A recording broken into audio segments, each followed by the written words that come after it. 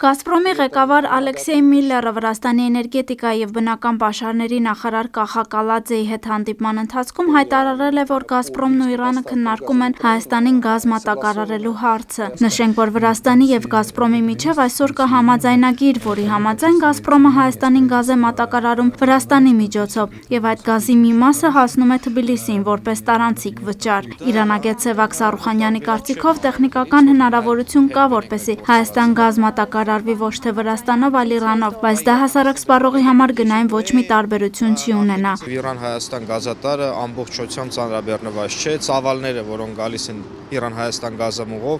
բավականին ցածր են և նրանք կարող են ավելացվել։ Պետք է նշել, որ արդեն 2 տարի Իրանն ու Ռուսաստանը բանակցում են սվոպային համակարգի զարգացման ուղղությամբ, այդ տեսակետից ռուսական կողմի համար բավական շահավետ է և իրանական կողմի, որպեսզի ռուսական որոշակի արտահաման փոխարեն Իրանը վճարի բնական գազով, որը որպես ռուսական գազ կվաճառի Հայաստանի Հանրապետության տարածքում։ Սարուխանյանի դիտարկմամբ անգամ այդ դեպքում Հայաստանի կախվածությունը Վրաստանից չի վերանա։ Կախվածությունը չի վերանա, քանի որ անգամ եթե Իրանից սկսվի գազի ծավալների ներկրման ավելացում, ապա դա չի վերացնելու Ռուսաստանից Վրաստանի տարածքով Հայաստան եկող գազատարի գործունեության անհրաժեշտությունը, քանի որ Իրան-Հայաստան գազատարը չի կարող ամբողջությամբ փակել Հայաստանի գազի, բնական գազի պահանջարկը։ Այս դեպքում մենք գործ ունենք, որ Հայաստան կմտնի լիարժեք աշխատող 2 գազամուղ, ինչը նույնպես տեխնիկատնտեսական առումով բավականին շահավետ է, քանի որ մենք ունենք Իրան-Հայաստան գազամուղ, որը փոքր ծանրաբեռնվածության պատճառով բավականին թանկ հաճույք է։ Ինչքան շատ ինքը այս գազամուղը ծանրաբեռնվի, այնքան ավելի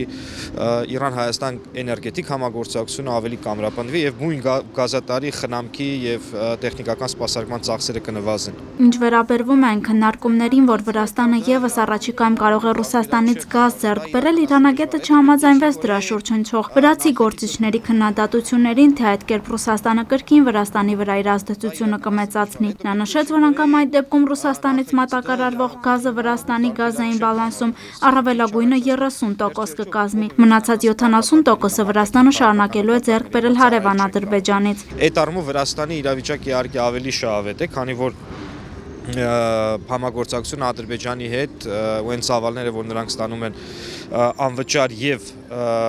լգոտնի գնով, հնարավորություն են տալիս մանևրել վրացական կողմին։ Բայց միևնույն ժամանակ վրացական կողմն էլ է գիտակցում, որ կախվածությունը մեկ երկրից դա վատ կախվածություն է։ Այս դեպքում խոսքը Ադրբեջանի մասին է։ Իրանագետ Էմա Բեգիջանյանը մեզ հետ զրույցում կարծիք հայտնեց, դա Ռուսաստանի համար ձեռնտու չէ, բայց եթե շատ ցանկանա, որ Հայաստանը Վրաստանից կախվածություն չունենա, կգնա այդ քայլին։ Շահերը այսպես շատ ուտենա, որ մենք կախվածություն չունենանք Վրաստանից, որ այդ քայլին գնա, որովհետև այդ տնտեսապես իր վնասին է։ Եթե Գազպրոմն է մատակարարելու գազը գինը հասարակ սպառողի համար չի փոխվի, ասում է իրանագետը։ Որովհետև իրանք կառնեն, իրանք այդ նույն գնով կտան մեզ։ Չի լինելու, որտեղ Գազպրոմն է գնում։ Իրականում մի քիչ կարող է այնքան տարբերություն կարող է լինի, որ այդ տարանցիկության բանը հանեն։ Վրաստանով չէ, տարանցիկություն ենք տանել։